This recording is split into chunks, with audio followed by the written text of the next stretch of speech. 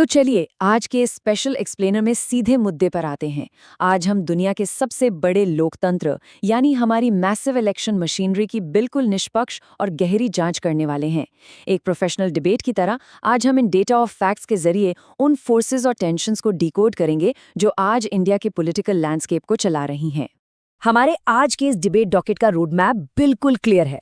हम शुरू करेंगे इंडियन वोटर की मानसिकता से, फिर बात करेंगे जेंडर डिवाइड की, यूपी के बैटल ग्राउंड की, कोalition पॉलिटिक्स के कॉम्प्लेक्स सवालों की, वन नेशन वन इलेक्शन की बड़ी बहस और आखिर में हमारे डेमोक्रेटिक फ्यूचर की। तो बिना किसी देरी के लेट्स डाइव राइट इन। सबसे पहले बात करते हैं हमारे सेक्शन 1 की, द इंडियन वोटर।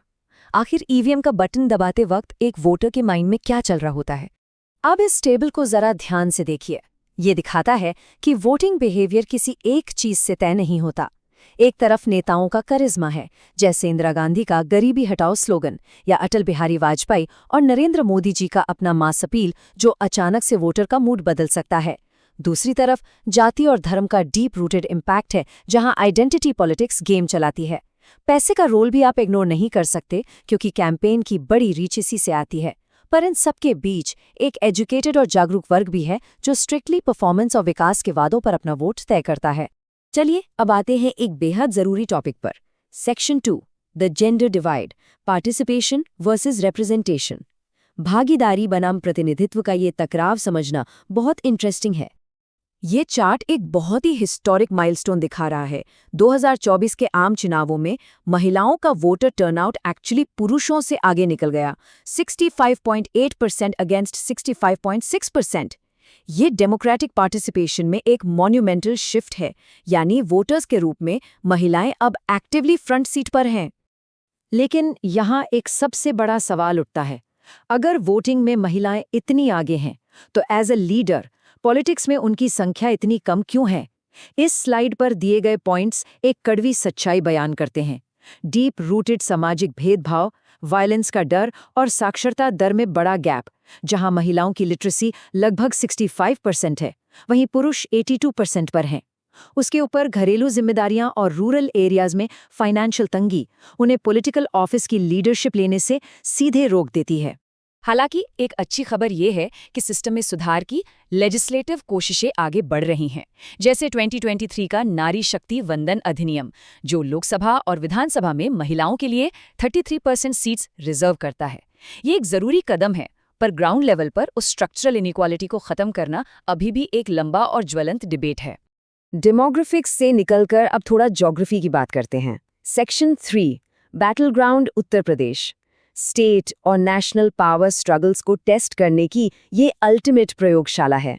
यूपी की पॉलिटिक्स ने आखिर कैसे अलग अलग दौर देखे हैं, ये टाइमलाइन उसे बिल्कुल क्लियर कर देती है।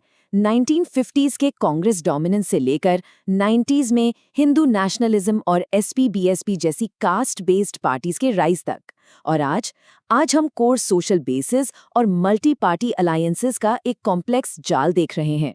ये सफर दिखाता है कि वहां का वोटर कितना तेजी से इवॉल्व हुआ है।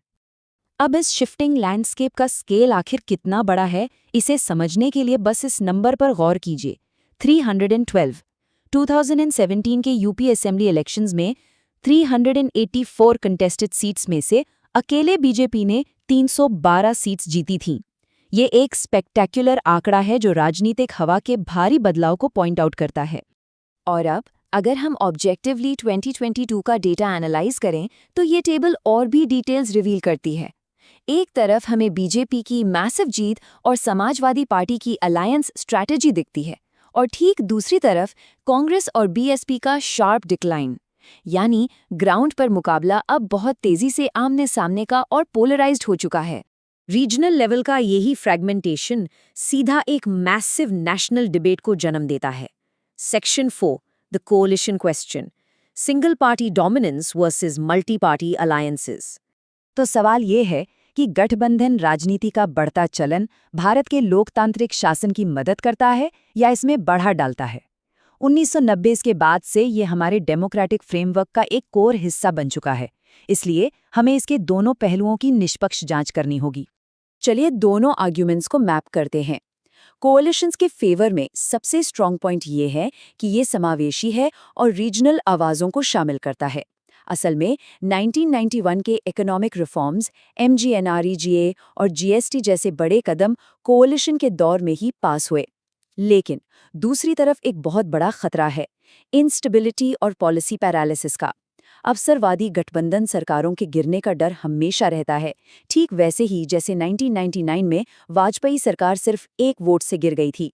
लीडरशिप के लिए इन दोनों के बीच बैलेंस बनाना एक डेलिकेट आर्ट है। इसी स्ट्रक्चरल टेंशन को आगे बढ़ाते हुए देश में अभी एक और बड़ी बहस चल रही है। Section 5, one nation one election, efficiency बनाम फेडरलिज्म। क्या सेंटर और स्टेट्स के चुनाव एक साथ होने चाहिए?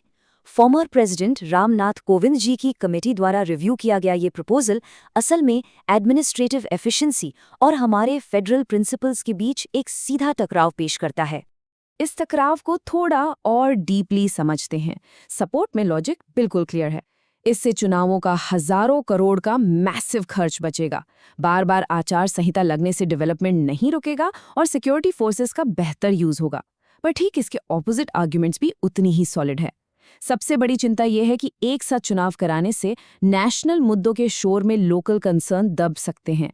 ये स्टेट ऑटोनॉमी और फेडरल स्ट्रक्चर के सामने एक बड़ा सवाल खड़ा करता है। और हाँ, इतनी सारी नई EVM और वीवीपैट मशीन्स का अपना अलग भारी खर्च भी तो है। और इन्हीं विरोधी आर्ग्यूमेंट्स को सोर्स मटेरियल का ये पावरफुल कोट बहुत खूबसूरती से कैप्चर करता है। लोकतंत्र महंगा है और तानाशाही सस्ती। जब देश के फेडरल स्ट्रक्चर को मेंटेन रखने की बात आती है तो काउंटर आर्ग्यूमेंट यही है कि सिर्फ पैसा बचाना अकेले कोई टच स्टोन नहीं हो सकता, है ना? ये पॉइंट डेफिनेटली सोचने पर मजबूर कर देता है। तो इन सभी कॉम्प्लेक्स डिबेट्स को देखते हुए चलिए चलते हैं अपने आखिरी और कंक्लूडिंग सेक्शन पर, the democratic future, balancing the scales.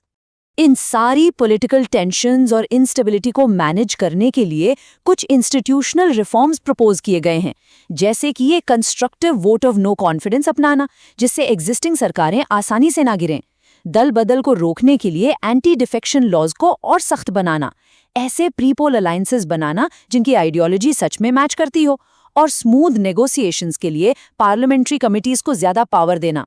ये वो टूल्स हैं जो सिस्टम में मैच्योर बैलेंस ला सकते हैं। तो अब आखिरी और सबसे प्रोफाउंड सवाल, जैसे जैसे वोटर डेमोग्राफिक्स बदल रही हैं और नए स्ट्रक्चरल रिफॉर्म्स दस्तक दे रहे हैं, ये आपस में टकराती हुई ताकतें आखिरकार दुनिया के सबसे बड़े लोकतंत्र का भविष्य कैसे तय करेंगी? क्या हम इन चुनौतियों से निकलकर एक और रिफाइंड सिस्टम बनाएंगे या अभी और नए टकराव देखने बाकी हैं? ये एक ऐसी ओपन और फैसिनेटिंग डिबेट है जिस पर आगे भी हमारी नज़र बनी रहेगी। इसी विचार के साथ इस डीप डाइव एक्सप्लेनर को यहीं विराम देते हैं।